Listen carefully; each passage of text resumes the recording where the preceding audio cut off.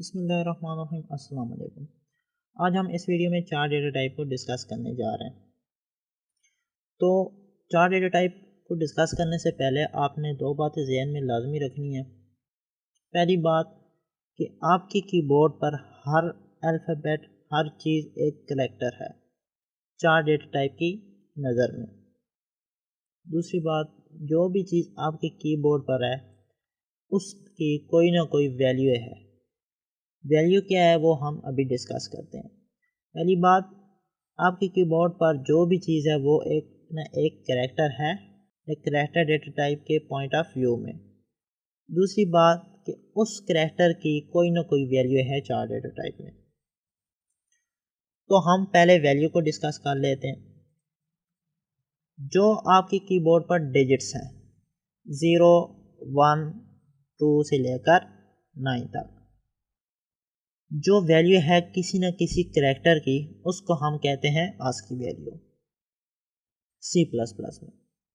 तो जो 0 की वैल्यू है वो है 48, 1 की है 49, 2 की है 50, 3 की है 51, 4 की 52 एंड 9 तक बन रही है 57। इसी तरह जो आप अपर केस अल्फ़ाबेट्स यूज़ करते हैं A to Z तक, A की बन रही है 65 वैल्यू, B की 66, C की 67, इसी तरह Z तक बन रही है 90। इसके बाद जो स्मॉल अल्फ़ाबेट्स हैं इंग्लिश के या स्मॉल केस लेटर्स हैं, वो A की स्टार्ट हो रही है 97 से, B की 98 से, C की 99 और Z तक मान रही है 122। तो ये कुछ वैल्यूज़ हैं, ये आप जहन में रख लें। जब भी चार डेटा टाइप के साथ वर्किंग हो रही होती है तो हम ज़्यादातर इन्हीं वैल्यूज़ का यूज़ करते हैं। तो अब हम चलते हैं विजुअल स्टूडियो की तरफ और इसका कुछ प्रैक्टिकल करते हैं, जिससे आपको इसका कॉन्सेप्ट और क्लियर हो जाएगा।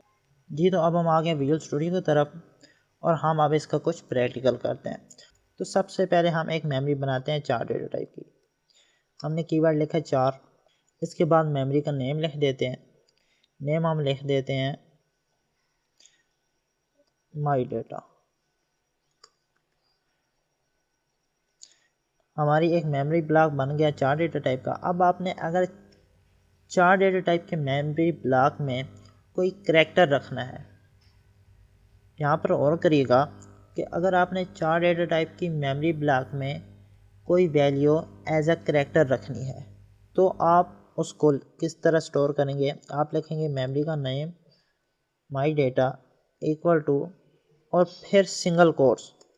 यहाँ पर एरर आएगा क्योंकि हमने डेटा का डी कैपिटल यूज़ किया। मेमोरी का नेम लिखेंगे, इसके बाद असाइनमेंट ऑपरेटर, ये जो इक्वल का साइन है इसको हम असाइनमेंट ऑपरेटर बोलते हैं। असाइनमेंट ऑपरेटर के बाद सिंगल कोट्स के अंदर वो करैक्टर लिख देंगे। फ़र्ज़ करें मैंने स्टोर करना है कैपिटल ए, तो मैं सिंगल कोट्स के अंदर कैपिटल ए लिख दूँगा। अब आप यहाँ पर ज़हन में रखिएगा कि आप यहाँ पर एक करैक्टर टाइप के मेमोरी ब्लॉक में एक ही करैक्टर स्टोर कर सकते हैं।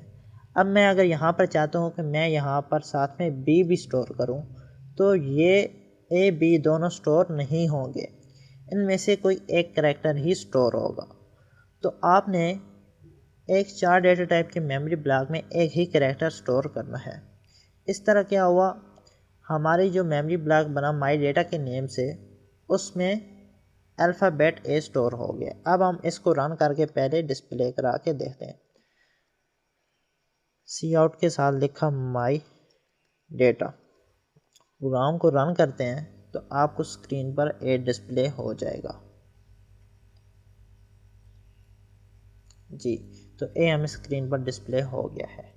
अब आप चाहें तो यहाँ पर विदाउट अगर सिंगल कोट्स लिखते हैं तो वो कोई ना कोई करैक्टर की वैल्यू होनी चाहिए। इसके अलावा आप कोई अल्फ़ाबेट सिंगल कोट्स के बगैर नहीं लिख सकते। अगर मैं वैसे लिखूं अल्फ़ाबेट ए तो यहाँ पर एरर है। एरर क्या होगा कि यहाँ पर कंपाइलर समझेगा कि हमने कोई मेमोरी ब्लॉक बनाया है ए नाम का और हम इसको यूज़ कर रहे हैं, तो वो कहेगा कि आपने मेमोरी ब्लॉक ए बनाया ही नहीं है। तो आपको एरर आएगा कि आइडेंटिफायर ए इज़ अनडिफाइंड। तो आपने यहाँ पर अब आप चाहें तो किसी करैक्टर की वैल्यू दे दें तो वो जो है करैक्टर डेटा टाइप में करैक्टर ही स्टोर हो जाएगा। अब कैपिटल ए की वैल्यू है 65, हम यहाँ पर 65 अगर इसमें स्टोर करते हैं तो ये एरर नहीं है। क्यों? क्योंकि बैक एंड पर वर्किंग जो है वो वैल्यूज़ के साथ ही हो रही है, एस की वैल्यूज़ के साथ ही हो रही है, और हमने यहाँ पर डायरेक्ट जो है एस की वैल्यू ही स्टोर कर दी है। तो अभी भी मैं अगर प्रोग्राम को रन करता हूँ तो आपको स्क्रीन पर कैपिटल ए डिस्प्ले हो गया है। इसी तरह अब आप 66 स्टोर करते हैं तो आपको स्क्रीन पर कैपिटल बी शो हो जाएगा, और इसी तरह से कैपिटल सी या जो भी आप वैल्यू भी स्टोर करते हैं तो आपको करैक्टर ही डिस्प्ले होगा करैक्टर डेटा टाइप में। अब मैं अगर एक मेमोरी ब्लॉक बनाता हूँ इंटीजर टाइप का और उसका नाम रख देता हूँ माई डेटा ही, और इसमें मैं सिंगल कोट्स के अंदर लिखकर कोई डेटा स्टोर करता हूँ। फ़र्ज़ करें यहाँ पर भी मैंने स्टोर कर दिया कैपिटल ए, तो अभी यहाँ पर एरर नहीं है। क्यों? वजह इसकी ये है कि ए की जो अस की वैल्यू है 65 वो इंटीजर टाइप के मेमोरी ब्लॉक में माई डेटा में स्टोर हो जाएगी। तो मैं अगर यहाँ पर अब डिस्प्ले कराऊँ तो हमें स्क्रीन पर ए नहीं, हमें 65 डिस्प्ले होगा। ऐसा इसलिए हो रहा है कि integer type numeric value store कर सकता है विदाउट डेसिमल पॉइंट्स, लेकिन यहाँ पर हम करैक्टर स्टोर कर रहे हैं तो वो ऑटोमेटिकली करैक्टर स्टोर करने की बजाय जो इसकी आस की वैल्यू है वो स्टोर कर रहा है इंटीजर टाइप की मेमोरी ब्लॉक में। यहाँ पर टाइप कास्टिंग हो रही है। हम इंशाल्लाह नेक्स्ट अपकमिंग वीडियोस में टाइप कास्टिंग डिस्कस करेंगे तो आपको इसका कंसेप्ट और ज़्यादा क्लियर हो जाएगा। यहाँ पर अब आज की वैल्यू है ए की 65, तो वो इंटीजर टाइप के मेमोरी ब्लॉक में स्टोर हो गया 65। अब मैं यहाँ पर अगर वही मेमोरी ब्लॉक बनाता हूँ माई डेटा का, यहाँ पर माई डेटा 1 लिख देते हैं, यहाँ पर माई डेटा 2 लिख देते हैं, और इसकी टाइप मैं चेंज कर देता हूँ, 4 टाइप मैं इसका कर देता हूँ। तो अब मैं इस मेमोरी ब्लॉक का डेटा माई डेटा नाम की 2 मेमोरी ब्लॉक में कॉपी करता हूँ। तो अब यहाँ पर क्या होगा, यहाँ पर कैपिटल ए की वैल्यू स्टोर हुई है इंटीजर टाइप वाले मेमोरी ब्लॉक में जो कि आज की वैल्यू है 65, वो यहाँ पर स्टोर हो गया माई डेटा के ब्लॉक में। मैंने एक और मेमोरी ब्लॉक बनाया माई डेटा 2 के नाम से, उसमें मैंने डेटा कॉपी करना है माई डेटा 1 के ब्लॉक वाला। माई डेटा 1 में क्या पड़ा हुआ है 65, तो ये तो मेमोरी ब्लॉक है 4 डेटा टाइप का।